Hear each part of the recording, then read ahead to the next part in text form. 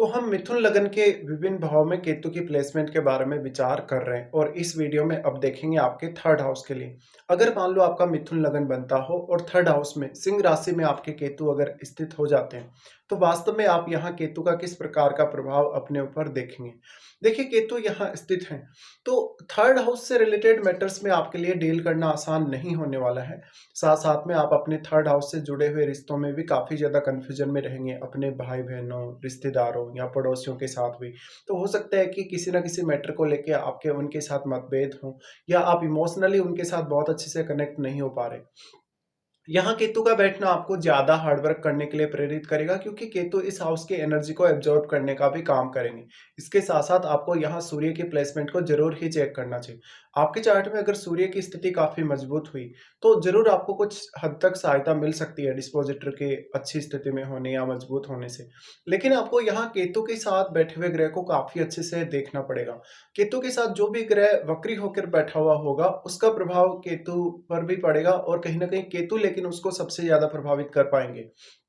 इसके साथ-साथ केतु उस ग्रह से रिलेटेड जो क्वालिटीज़ हैं, उस ग्रह से रिलेटेड जो गुण हैं, उनको सोखने का काम करेंगे और वहाँ कमी उत्पन्न करेंगे।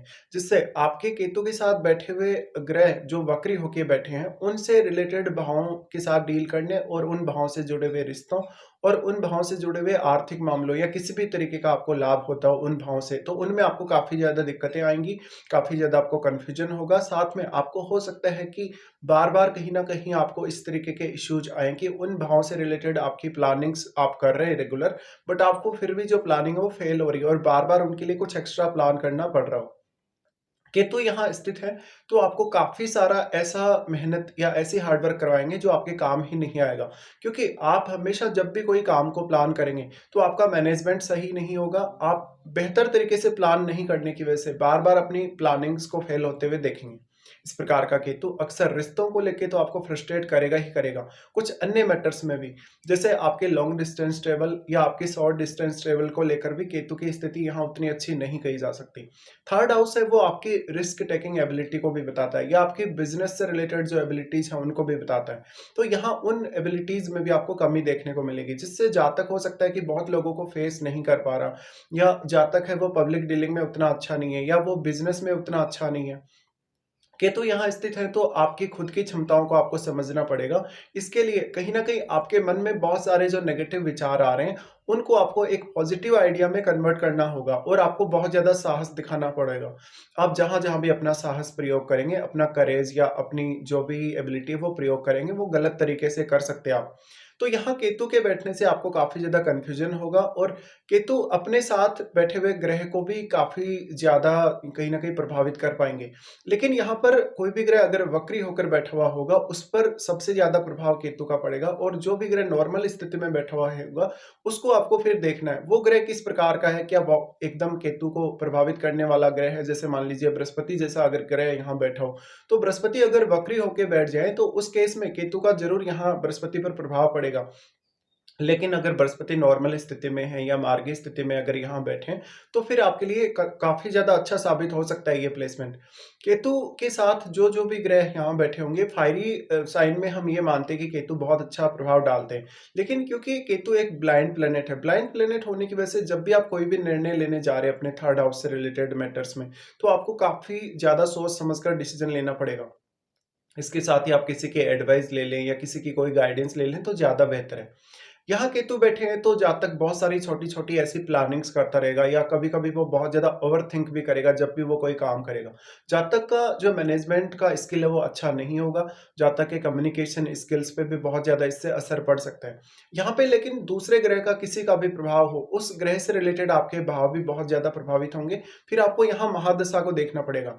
अब यहाँ क्योंकि केतु है वो फायरी साइन में है, फायरी साइन में होने की वजह से अगर यहाँ मंगल जैसा ग्रह बैठा हो, तो कुछ हद तक जातक फिर भी अपना साहस दिखा सकता है या अपने कुछ ऐसे साहसिक कार्य वो कर सकता है। लेकिन आपको काफ़ी ज़्यादा गुस्सैल बनाएगा, काफ़ी ज़्यादा फ्रस्ट्रेशन ये आपको देगा जब भी मंगल यहाँ बैठे। लेकिन मंगल का यहाँ वक्री होकर बैठना और नॉर्मल स्थिति में बैठने में भी काफ़ी ज़्यादा फ़र्क आपको देखने को मिल जाएगा। जैसे मान लो किसी का अगर मंगल यहाँ वक्री होके बैठा हो, उस केस में केतु और मंगल का युति आपके लिए बहुत ही ज़्यादा विस्फोटक हो जाएगा। तो फिर आपको अपने भाई-बहनों, रिश्तेदारों, पड़ोसियों के साथ काफ़ी सारे इश्यूज आ सकते हैं और आपके चार्ट में मंगल जिन भावों को रिप्रेजेंट कर रहे हैं, उन भावों से जुड़े हुए मैटर्स में भी आपको फिर काफ़ी ज़्यादा सावधानी रखनी पड़ेगी। जैसे आपका अगर मिथुन लग्न है, तो कहीं न कहीं आपको आपके 6th हाउस से जुड़े हुए मैटर्स में और आपके 11वें भाव से जुड़े हुए मैटर्स में भी फिर सावधान रहना पड़ेगा। तो केतु एक ब्लाइंड प्लैनेट होने की वजह से जो भी ग्रह केतु के आगोश में आ जाएगा, उसी तरीके के आप डिसीजन फिर उस हाउस या उस ग्रह से संबंधित भी लेना प्रारंभ कर देंगे, जिससे आपको काफ़ी ज़्यादा दिक्कतें या काफ़ी ज़्यादा परेशानी होगी। केतु यहाँ बैठे हैं तो मेनली अब आपको खुद को समझना बहुत ज़रूरी है और किसी भी काम के लिए जब आप मेहनत कर रहे हैं, जब आप हार्ड वर्क कर रहे हैं, तो आपकी हार्ड वर्क सही डायरेक्शन में जानी चाहिए। आप एक प्रॉपर्ली फोकस करके काम करें तो ज़्यादा अच्छा है आपके लिए। इस प्रकार का केतु आपके रिश्तों के लिए अच्छा नहीं है। जो भी प्लैनेट यहाँ केतु के साथ बैठेंगे, उन प्लैनेट से रिलेटेड जो 3rd हाउस से रिलेटेड आपकी जो एबिलिटी है, उनमें भी आपको कमी देखने को मिल जाएगी। तो इस प्रकार का केतु बहुत ही ज़्यादा हार्ड वर्किंग बनाता है और हार्ड वर्क करने के बावजूद भी आपका जो रिज़ल्ट है वास्तव में, जो रिज़ल्ट आपको मिलना चाहिए, वो मिलेगा या नहीं, इसकी कोई गारंटी नहीं है यहाँ पे। अब आप ये भी बोल सकते हैं कि राहु की दृष्टि भी यहाँ पर है और क्योंकि राहु के साथ भी कोई प्लैनेट बैठा हुआ हो सकता है, उसका प्रभाव भी यहाँ हो सकता है केतु पर। लेकिन आपको यहाँ ये समझना पड़ेगा कि राहु और केतु एक एक बैलेंस में काम कर रहे हैं, 180 डिग्री पे ये हैं। तो अगर केतु का मूवमेंट होगा तो राहु का भी उसी तरीके से मूवमेंट होगा। इस तरीके से आपको ये देखना है कि केतु के साथ कोई भी ग्रह बैठा हुआ होगा, उसको केतु ही सर्वाधिक प्रभावित कर पाएँगे। हालाँकि राहु के साथ जो बैठा हुआ ग्रह है, वो ज़रूर केतु के साथ बैठे हुए ग्रह को प्रभावित कर पाएगा।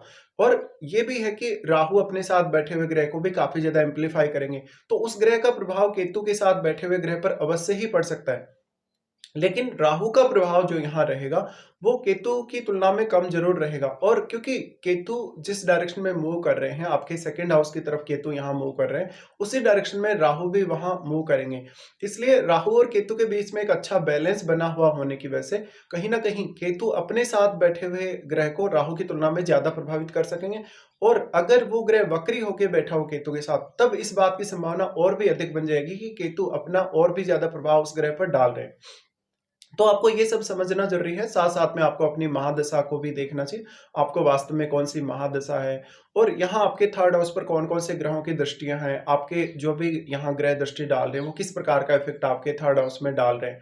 इसके साथ ही आपको 3rd हाउस से रिलेटेड प्रोफ़ेशन चुनने या कोई भी इस प्रकार का काम करने, जिसमें आपको बहुत ज़्यादा साहसिक क्षमता चाहिए, जिसमें आपकी क्रिएटिव टैलेंट या आपका जो भी इमेजिनेशन से रिलेटेड टैलेंट है या कोई भी प्रकार की आपकी खुद की हॉबीज से रिलेटेड वर्क है, इंटरेस्ट से रिलेटेड अगर आप कोई भी अपना कार्य चुनना चाहते हैं, तो उसको भी आपको बहुत अच्छे से एनालाइज़ करना पड़ेगा।